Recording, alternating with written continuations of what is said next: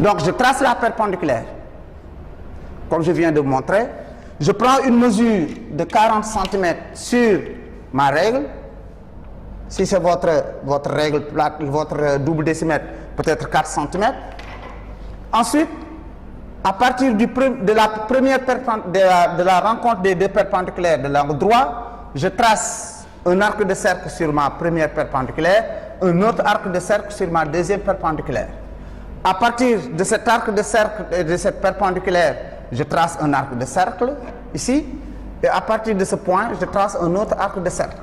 Ainsi, j'ai 1 point, 2 points, 3 points et 4 points. Et maintenant, qu'est-ce que je vais faire? Je vais relier ces points-là. Je relie ces 2 points. Ensuite, je relie ces 2 points.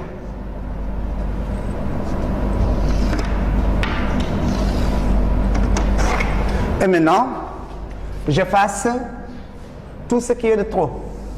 C'est-à-dire ceci, ça, ici, ici, là, là, et là. Et maintenant, je vais dénommer ma figure A, B, C et D. Et maintenant, je vérifie si ce côté,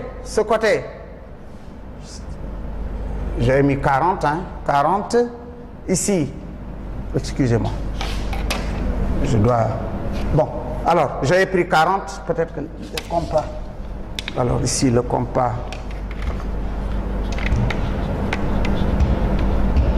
ah oui, c'est vrai que j'ai pas pris 40 cm. J'ai pris un peu moins de 40 cm. Oui, les 40 cm. J'ai pris un peu moins.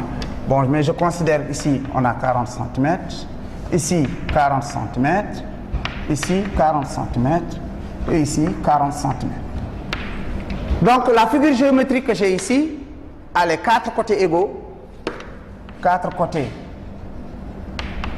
égaux. J'ai vérifié les angles avec mon équerre. Nous avons ici un angle droit. Nous avons ici un angle droit. Nous avons ici un angle droit. Et nous avons ici un angle droit. Donc nous avons une figure géométrique, 4 côtés égaux, 4 angles droits. On a un sommet, 2 sommets, 3 sommets, 4 sommets. Et une figure géométrique qui a 4 côtés déjà, il faudrait qu'on le dénomme. Une figure géométrique qui a 4 côtés, ce qu'on appelle un quadrilatère. Donc nous avons un quadrilatère qui a 4 côtés égaux, 4 angles droits et 4 sommets. C'est celui-là qu'on appelle le carré. C'est un carré.